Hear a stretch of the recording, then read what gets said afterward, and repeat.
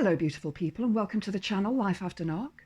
My name's Debbie and I talk about all things to do with narcissistic, abusive and toxic relationships, as well as looking at healing from them.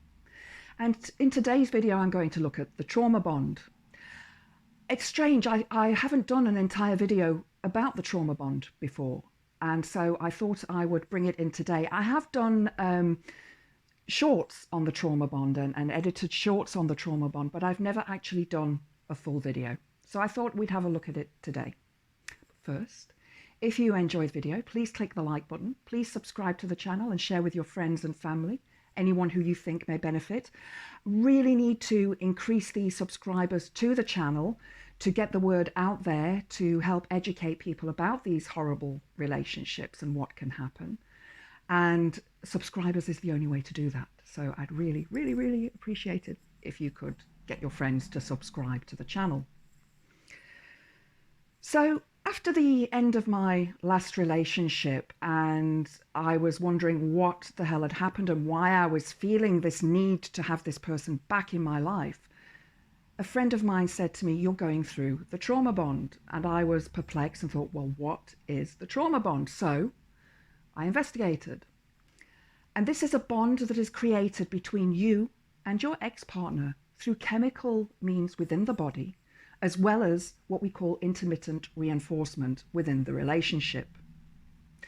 So the term trauma bond was actually developed by George Dutton and Susan Painter to describe an emotional bond with an individual that arises from a recurring cyclical pattern of abuse perpetrated by intermittent reinforcement through rewards and punishments. So imagine that you are a child and you are naughty. Let's say you're naughty and your parent disciplines you in some way. You cry, you know, whatever way you're being disciplined, you cry, it upsets you. But then a few hours later, your parent will bring you a sweetie or an ice cream and they reinforce their love for you. And so the bond that you have with your parent becomes stronger. Now, what happens in the trauma bond is similar to this, but a little bit more insidious. You love this person. You're the empath. You adore this person. You want to be with them. And you believe you're in a loving relationship. And in all relationships, there are arguments. We know this, that is part of life. You have to work together. Not everybody is going to agree on everything all of the time.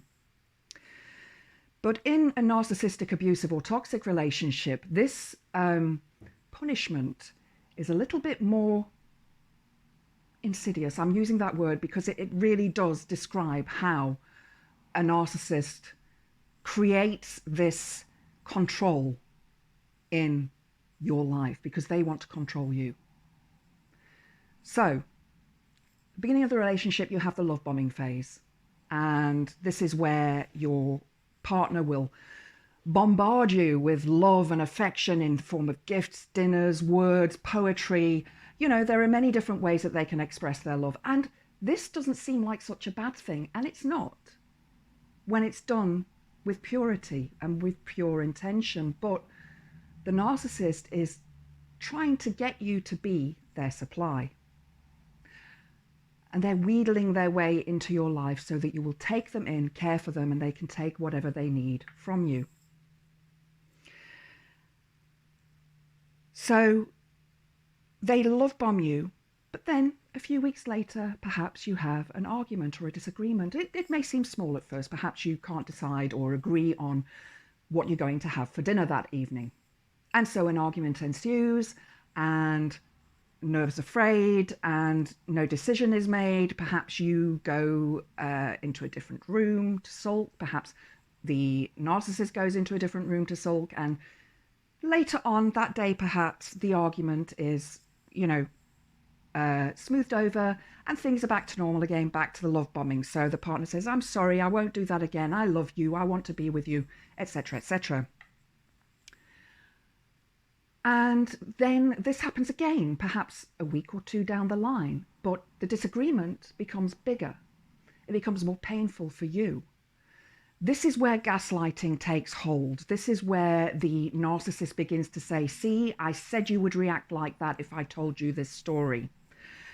And the arguments become more and more intense. Perhaps the narcissist is throwing things, kicking things, flailing their arms about. Basically, they're having a temper tantrum that a 3-year-old would have.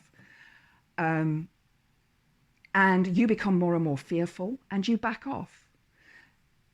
Perhaps in the future, this becomes even more insidious in that they may start to physically abuse you or sexually abuse you through this devaluing phase.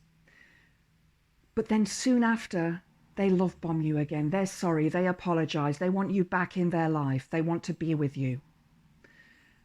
And you take them back. Now, throughout this, there is a chemical reaction happening within your body. When you love somebody, there are some happy hormones, love hormones, that are released into the body. One of them is oxytocin, and the other one is dopamine. And these bring happy, beautiful feelings into your body. You feel in love, you feel happy. Nothing can change this mood. But then, when this devaluation begins from the narcissist, you go into fight, flight, or freeze. And adrenaline starts to pump through your body as well as cortisol. And this is the fear. Now, normally what you will find with within the narcissistic, abusive, toxic relationship is that the partner who is being attacked goes into freeze mode. They don't know what to do. They're shocked and stunned by what is happening. And in the future, though, this can change. And the partner who's being abused can suddenly become aggressive and start to fight.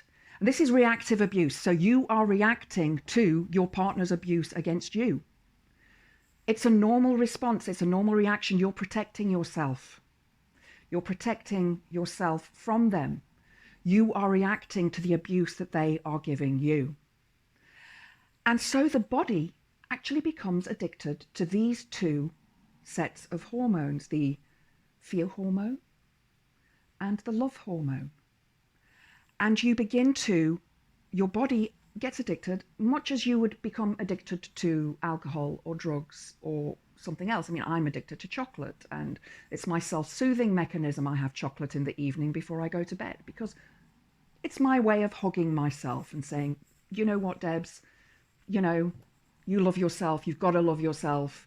You've got to be positive. You've got to stay positive, but you've got to give yourself that little bit of compassion, that little bit of self-love. So chocolate for me is my form of self-love. So these emotions that are raised within this constant cycle of love bomb devalue, love bomb devalue, love bomb devalue, eventually when your partner discards you, they leave, you leave them, whichever happens, this trauma bond becomes apparent. You are waiting for that hit of oxytocin and dopamine.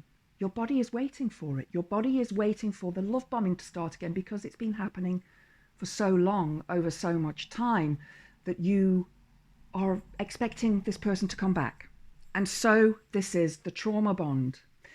You start ruminating about them and you think, why do I still feel this way about this person that abused me, whether physically, emotionally, mentally, sexually, in whatever way they abused you? Why are you still feeling this way for them? It's because of the trauma bond and because of the addiction of your body to those hormones. It's nothing to be afraid of. It's nothing to,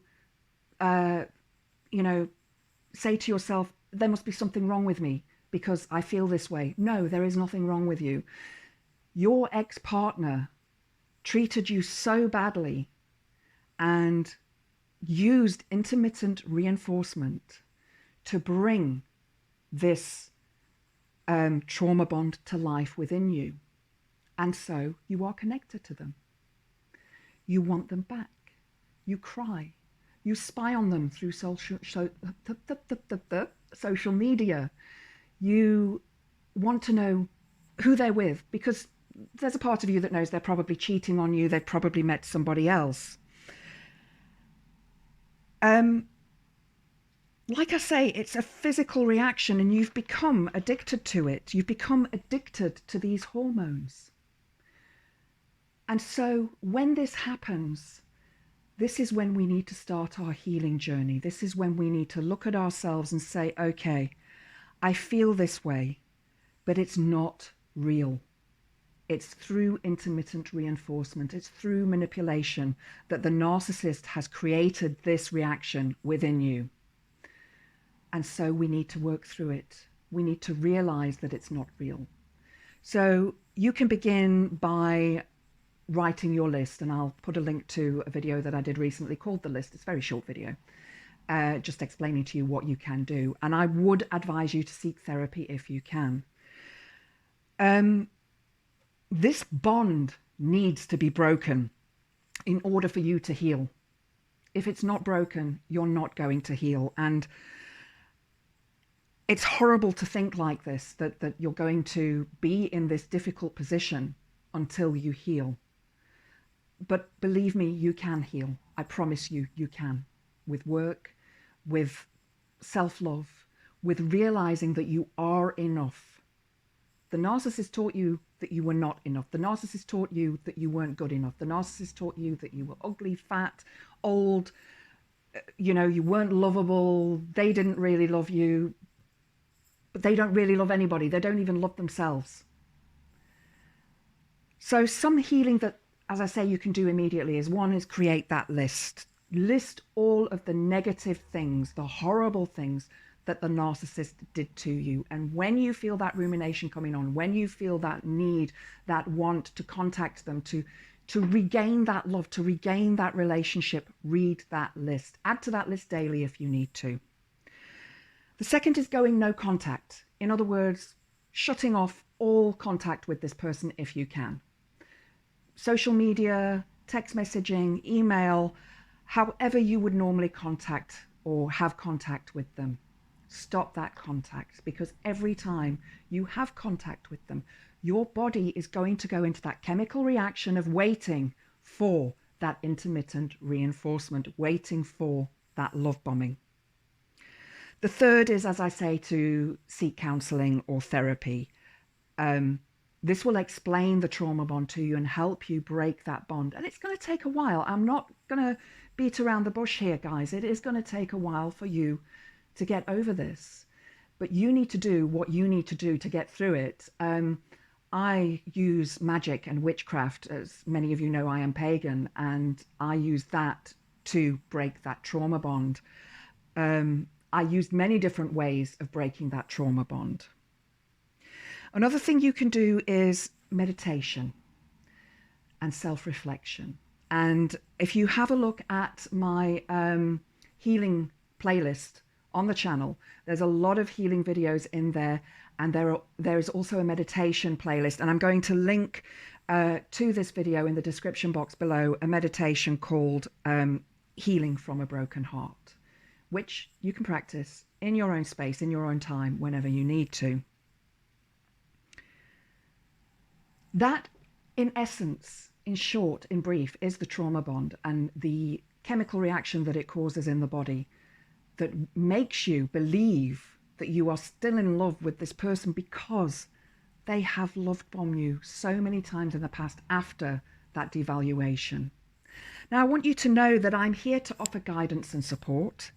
I'm a minister, I am a Reiki master, I'm a tarot reader, and I'm a yoga instructor. And on a spiritual level, I am a practicing pagan celebrant. And I offer help to all religious beliefs. So if you do need help, if you feel you do need guidance, please message me below. Say that you need some help, need some guidance, and I will see what I can do.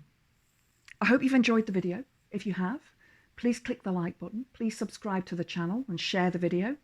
I hope to see you next time. Blessed be.